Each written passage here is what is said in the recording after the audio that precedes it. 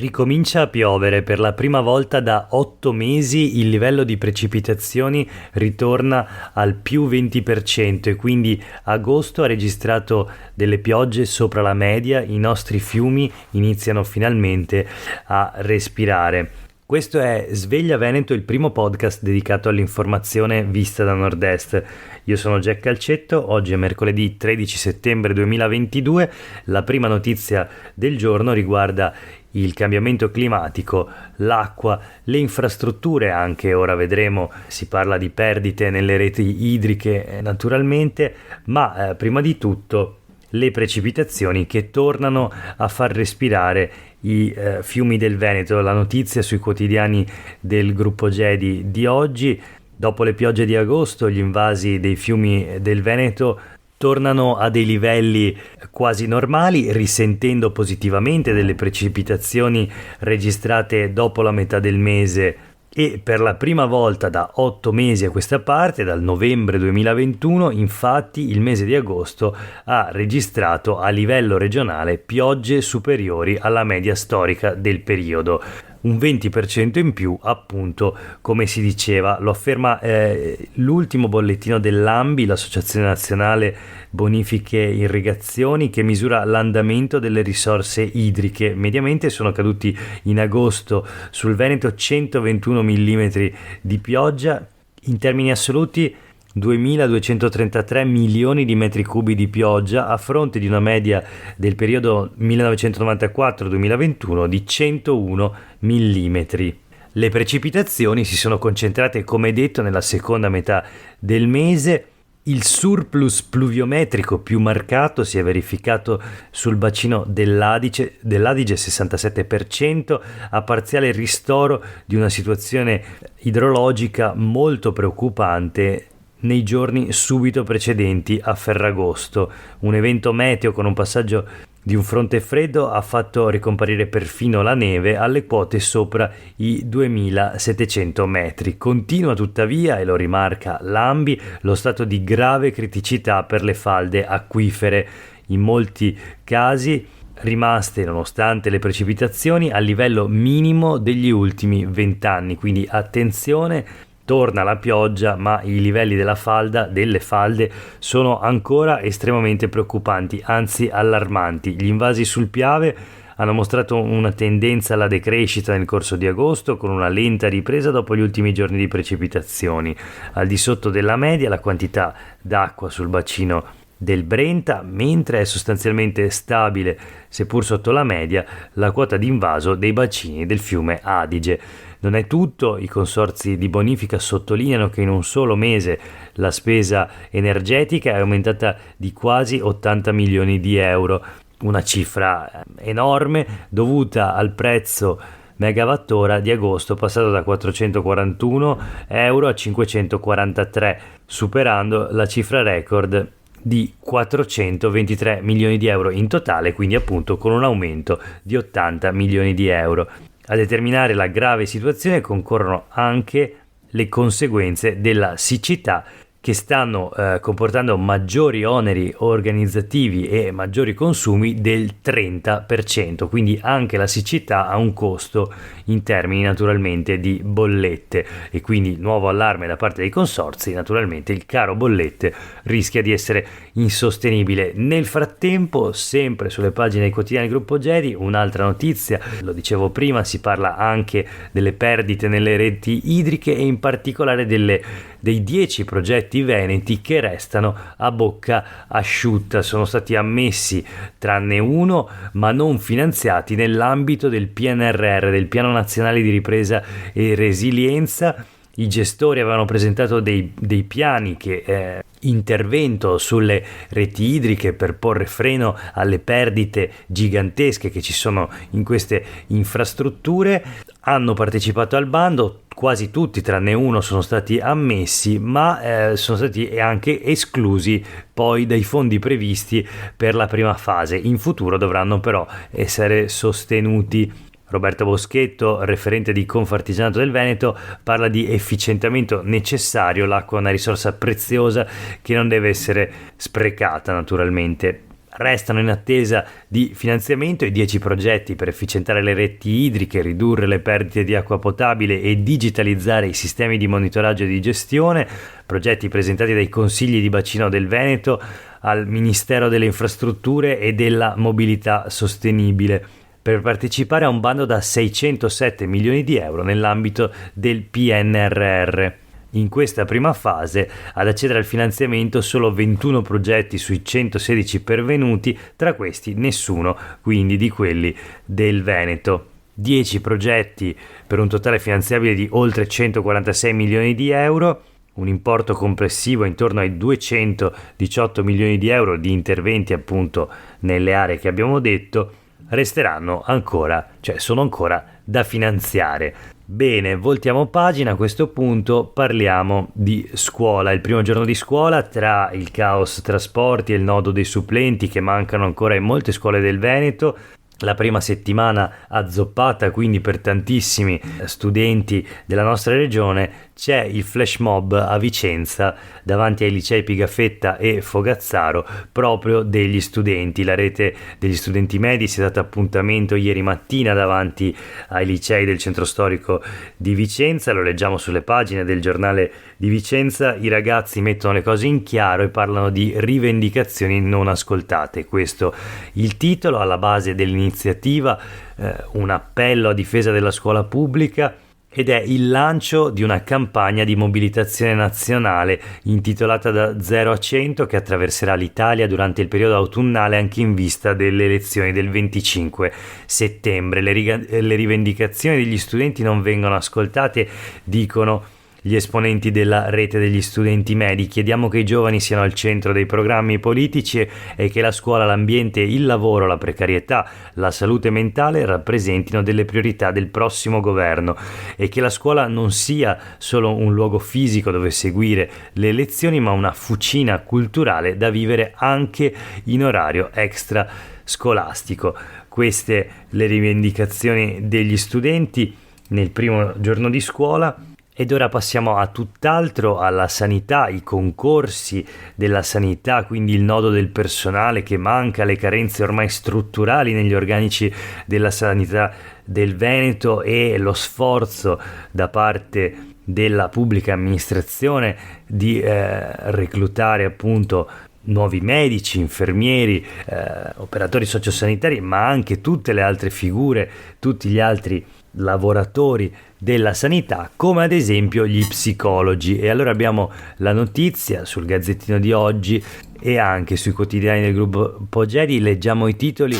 Azienda Zero, concorso per psicologi, selezione nel caos, il TAR dice prove da rifare. Sul Gazzettino il TAR annulla il concorso per psicologi in Veneto, accolto il ricorso di una candidata contro Azienda Zero, il previsto elaborato era stato sostituito da un test a crocette. Insomma, tutto da rifare, almeno nei confronti dei 5 concorrenti che con 2 ricorsi differenti hanno impugnato la delibera con la quale Azienda Zero ratificava il mancato superamento del concorso al quale avevano partecipato. La società, che ricordiamo essere braccio operativo della regione in campo sanitario, aveva messo a bando 47 posti per psicologi e psicoterapeuti da distribuire poi tra le diverse ULSS del territorio a seconda delle necessità, per cui i contratti a tempo indeterminato si erano presentati addirittura in 2140. Per questo Azienda Zero aveva pensato di fare una prima scrematura sottoponendo ai candidati un test con 30 domande a risposta multipla, delle quali soltanto una corretta. Insomma, in sintesi, gli aspiranti psicologi si sono trovati di fronte a una tipologia di prova differente rispetto a quella sulla quale si erano preparati, e così hanno deciso di impugnare la bocciatura, avendo ragione a 2 riprese davanti al TAR del Veneto. TAR che già il 21 luglio, esaminando il ricorso proposto a 4 candidati, aveva dato ragione a questi, chiedendo l'annullamento dell'atto di bocciatura e chiedendo la ripetizione della prova. Stesso esito è arrivato ieri con la nuova sentenza, appunto pubblicata nella giornata di ieri, a partire dal ricorso di una 5ª candidata. La commissione ha previsto per la prima prova modalità diverse da quelle stabilite dal bando e secondo la disciplina regionale l'introduzione di forme semplificate di svolgimento delle prove scritte è consentita solo se prevista dal bando, si legge nella sentenza del Tribunale amministrativo di Venezia del Veneto.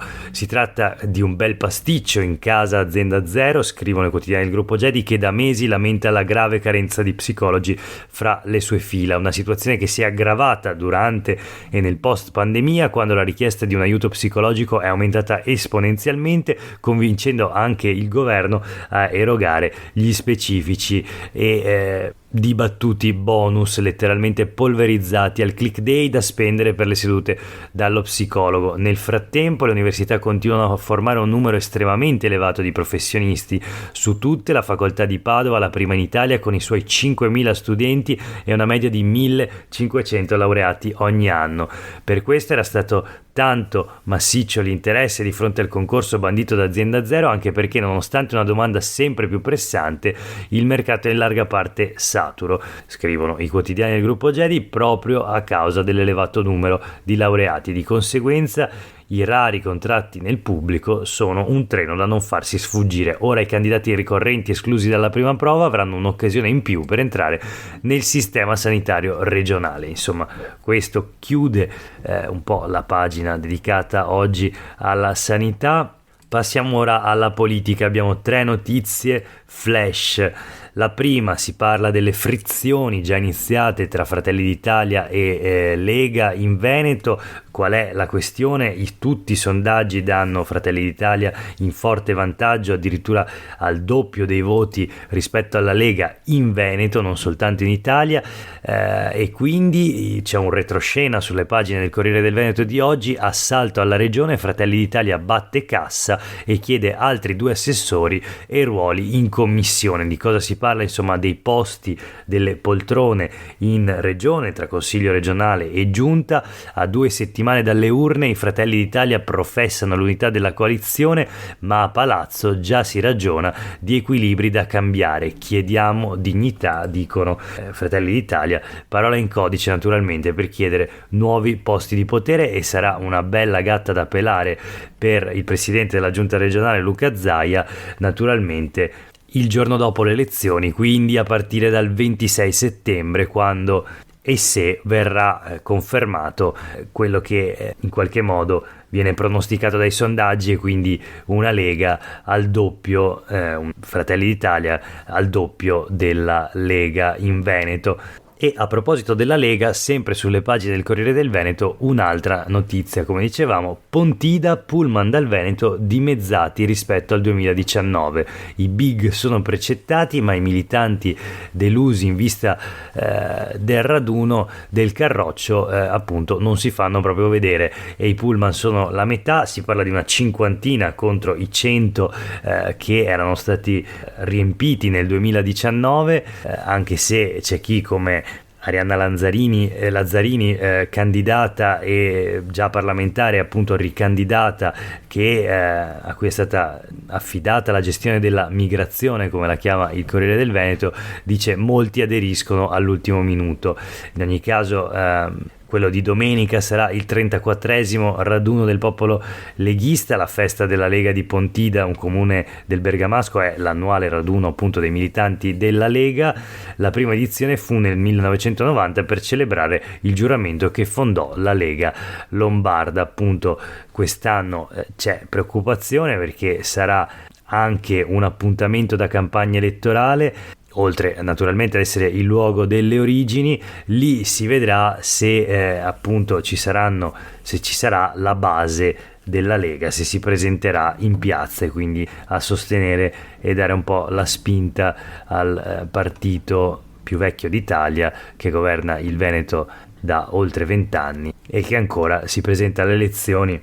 Naturalmente l'ultima notizia flash per quanto riguarda la politica: cosa fa nel frattempo Luca Zaia, che è appunto presidente della regione Veneto, attaccato da Fratelli d'Italia in qualche modo, che vuole posti ancora nella sua giunta. Dall'altro lato abbiamo appena letto le difficoltà del suo partito, della Lega. Ebbene, Zaia si occupa del Prosecco e si dice pronto a fare causa alla Croazia. Allora leggiamo la notizia sul Gazzettino di oggi.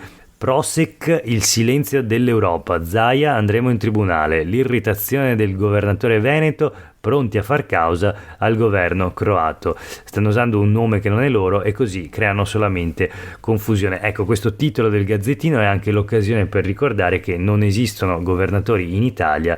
Quelli che erroneamente vengono indicati come governatori sono naturalmente i presidenti delle giunte regionali. Ma tornando alla questione del Prosecco, dallo champagne al cava, tutte le denominazioni che contano sono naturalmente schierate sulla posizione italiana. Insomma, una bella battaglia di corporazione.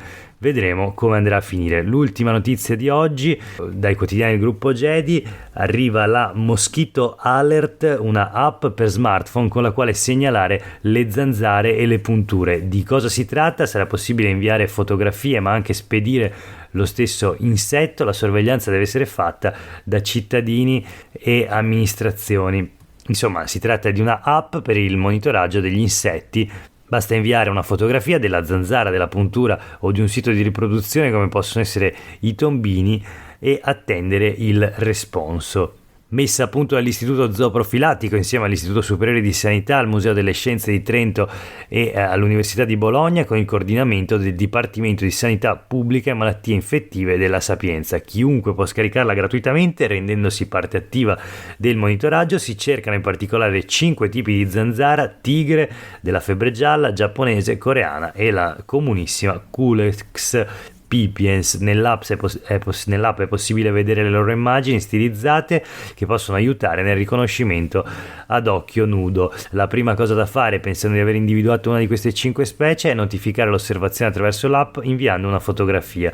In un secondo momento sarà possibile anche inviare lo stesso insetto. Ci sono le istruzioni: riponila in un congelatore per mezz'ora per assicurarti che sia morta prima di inviare la segnalazione e prepararti all'invio del campione. Puoi inviare anche la zanzara schiacciata con la mano o con una racchetta elettrica. Meno danneggiata è la zanzara e più facile sarà naturalmente la sua identificazione. Questo si legge tra le istruzioni. E per oggi è davvero tutto. Grazie per aver ascoltato questa puntata di Sveglia Veneto. Noi torniamo a sentirci domani. A tutte e a tutti voi nel frattempo una buona giornata.